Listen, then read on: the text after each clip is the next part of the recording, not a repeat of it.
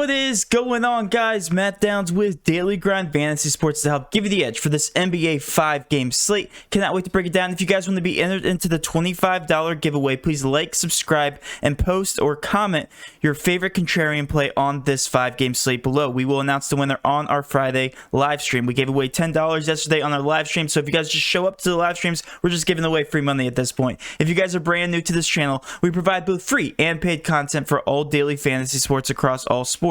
If you could please show your support by hitting that subscribe button, notification bell, and of course smashing that like button for all of our future NBA content. If you would like to know more about becoming a better DFS player and taking down that big GPP, head over to www.patreon.com/DGFantasy. On Patreon, we give advanced cheat sheets for all DFS sports on Draftkings. These cheat sheets include updated projections, ownership, and our overall favorite plays from slate to slate. We take it a step further by teaching you how to play fantasy sports like a shark, by showing you where the best leverage spots are to put you in the best spots to take down tourneys. Also included is our private Discord chat where you get to talk over the slate with everyone, including our coaches, to help build your lineups. Now let's go ahead and dive right into this NBA 5-game slate, but you guys know I have to show off the Patreon success before we go any further, of course. Last night the chalk busted pretty bad. We had Saddiq Bey at 75.76% ownership. I believe this was in a small GPP. Came in at 13.25 points, didn't even come close to value. I think to hit value he would have had to get closer to 18 points. Same thing with Rashawn Holmes. Sometimes the most obvious plays, chalk bust, guys, it happens. That's why you play GPPs. That's why you get contrarian in a lot of spots. But nonetheless, this overall cash build, the listed bonus at 1.31%, ended up doing very, very well. We also had some other success stories here. This was a one GPP lineup, one cash lineup, did pretty well for that member. We also had some more member success here. And then obviously our NBA coach, one of our NBA coaches, $3,500. It seems like he cashes every single night. So we have a lot of people in our Discord chat to help you guys out. It is an overwhelming community, guys. If you want to sign up for Patreon, $20 a month gets you access to all of our leverage sheets, our favorite plays, and then additional help in the Discord. So let's go ahead and dive right into this NBA slate. First of all, I want to take a look here at the injuries. We have a lot of slate-breaking injury news already and some more pending injury news as we get further along in the slate. Starting with Brooklyn, we have Kevin Durant out and also Dinwiddie. Kevin Durant is the slate breaker. We're going to take a look at the Brooklyn Nets. All the chalk will go to them as of right now. With the Lakers, we have LeBron James, who's questionable pretty much every night. We don't know if that's actually a real questionable tag. Memphis has the same exact injuries. Minnesota also is without Towns and Noel, but here's the thing.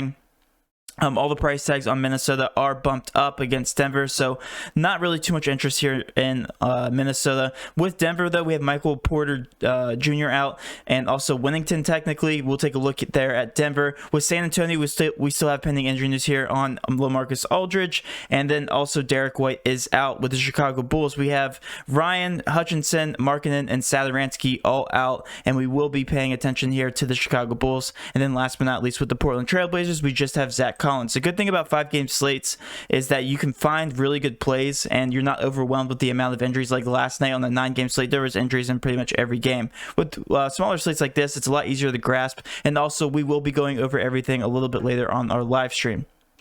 So, like I said, starting out with Utah and the Brooklyn game. With Utah, what I noticed in general is that the price tags on both Donovan Mitchell and Rudy Gobert are not as high as they were last season. And I think they're trending in an upward direction here. But right now, you can just still get a discounted price on Donovan Mitchell just because he's had a bad stretch of games. So I do think he's a good buy low candidate in a pace-up spot here versus Brooklyn. I do like these guys for GPPs. Rudy Gobert is in a very good smash spot just because, again, you want to target Brooklyn bigs.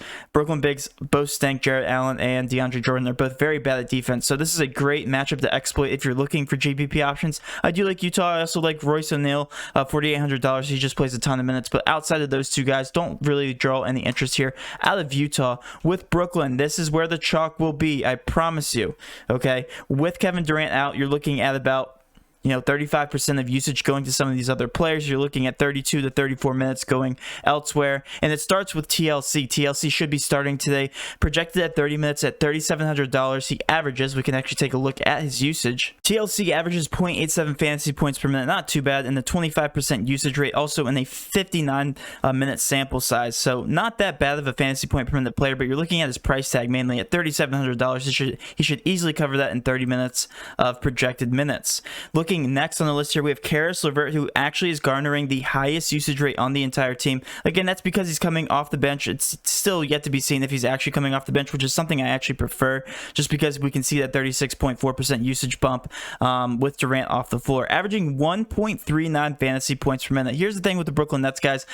I know they're going to be playing in the pace down spot, but again, Kevin Durant is such a high usage guy that you really cannot look anywhere else as of right now but the Brooklyn Nets, just because there's so much usage to go around. And this just shows you right here, the stats are right in front of you here. 1.39 fantasy points per minute. Kyrie Irving next on the list, and this is only in 16 minutes of sample size, so take this with a grain of salt here. 1.73 fantasy points per minute. I think that's closer to about 1.5 if we date back to last season. Still having a crazy good usage rate at 33%. So if you look at this team in general, my top 3 cash locks for today are going to be TLC, Karis LeVert, and Kyrie Irving. Yes, you can get away with all 3 in one cash line. They should all do really well in their spots. And then pretty much the rest of the roster becomes good GPP options. We're talking about Jeff Green at 23 minutes, DeAndre Jordan 21 minutes, Taurean Prince 22 minutes. I think that's more conservative. I think he plays closer to 25. So I do like Taurean Prince if he does play over 25 minutes. Again, we haven't seen him play over that amount yet in the season, but Taurean Prince plays a similar role to Kevin Durant, so we should see a minute uptake here from Taurean Prince. Like I said, everybody else more of a GPP option, including Joe Harris. So we can finally get off Brooklyn here. With the Lakers, we still have pending injury news from LeBron James. Anthony Davis is 9.5K, so I do like him for GPPs. Again, this is a pace down spot for both of these teams. Only a 218 over-under, which is actually the lowest on the slate as of right now. We don't have an updated Vegas total here from San Antonio and the Clippers. But Anthony Davis in a good spot. Again, we know the bigs from the Spurs have been just off to a very, very bad start. They've been exploited to start the season here. But again, if LeBron James is held out, we're going to pay attention here to the LA picture. He probably will play, though. So let's go ahead and switch over to the Memphis guys. Memphis is still without their entire roster pretty much. Jaren Jackson, Concher is actually a new addition to the injury report. John Morant, Porter, Tilly, and Winslow. I will say this, though. All the price tags have come up on these guys enough where I'm not too interested in them, at least not comparing them to Brooklyn. And again, keep in mind they're in a pace down spot. So Brandon Clark in 29 minutes, that's what he's projected at right now, 5.3K price tag. He's only averaging 0.75 fantasy points per minute to start the season, which actually isn't that good. If you compare it to last season, he was averaging over a fantasy point per minute. So definitely a step down from last season. So I'm not too intrigued here to Brandon Clark. Maybe as a last minute piece, he should perform well. But again, the fantasy points per minute have not been doing that well. And in his last matchup, he actually underperformed drastically in only 29 minutes of playtime. Zhang is technically next on the list. Don't really have much interest there. Kyle Anderson, Tyus Jones, and Jonas Valanciunas. All of these guys are just GPP options for me in this pace down spot. Looking over at Minnesota, we still have Cat out, and yes, D'Lo has been, wow, he has been off to a very, very bad start. He has to pick it up eventually, so I don't mind these guys in GPPs. Guys like D'Lo, Josh Okogie is actually back, playing in 27 minutes projected right now.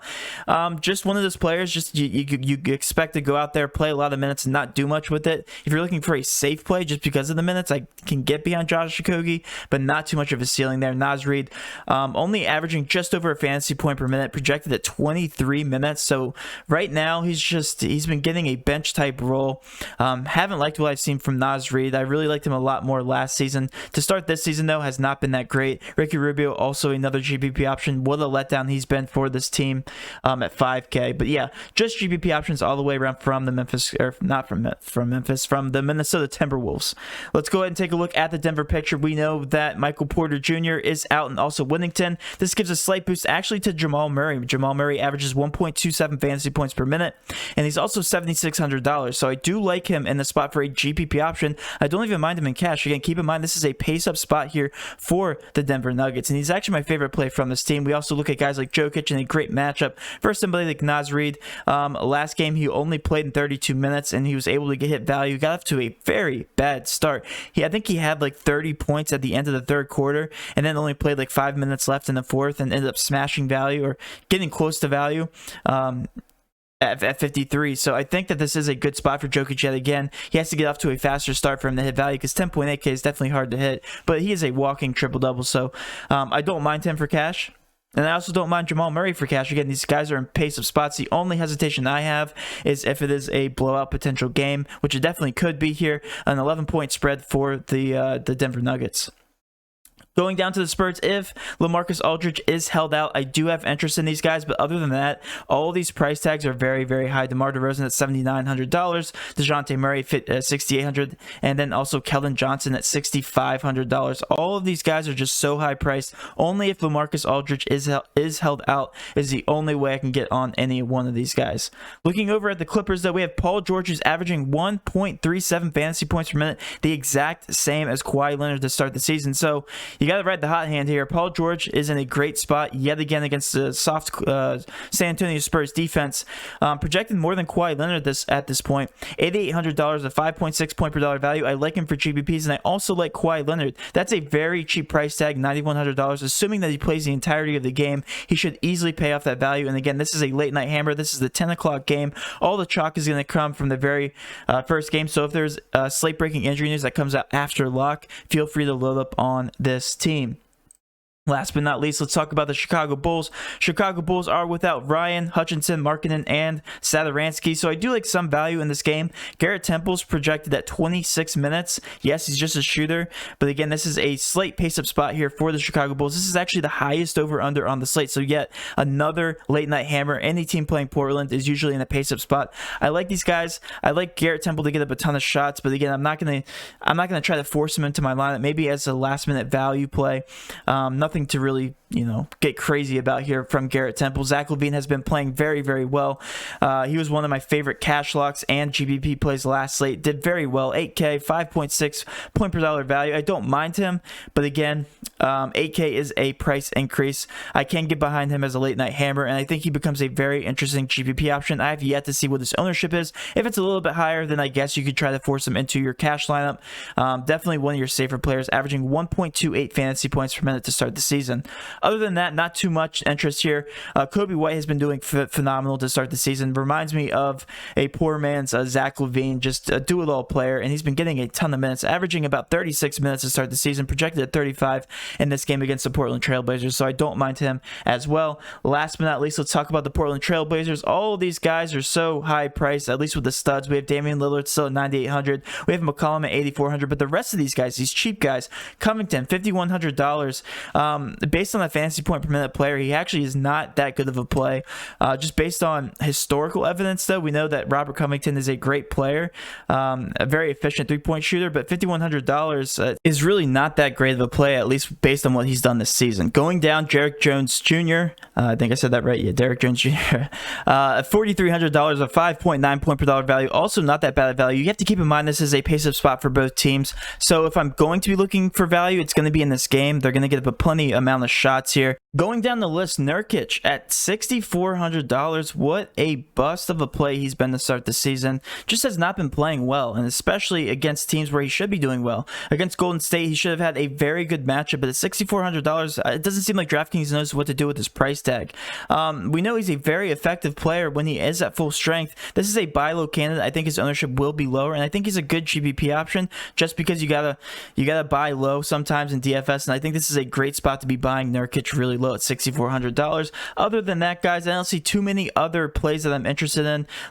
Carmelo Anthony I do like here just because his price tag is a little bit cheaper here at $4,400. We're used to seeing him in the 5K range, and of course Damian Lillard and McCollum are also GPP options, but their price tags are way too expensive for my liking. So take one or the other, expect one of them to have a ceiling game, and then hopefully cash out. And that will be the end of my video, guys. Hopefully you did enjoy this video. If you did, please do hit that subscription button, notification bell, and of course smash that like button for all of our future NBA content. With all that being said, have a great rest of your day, and let's cash.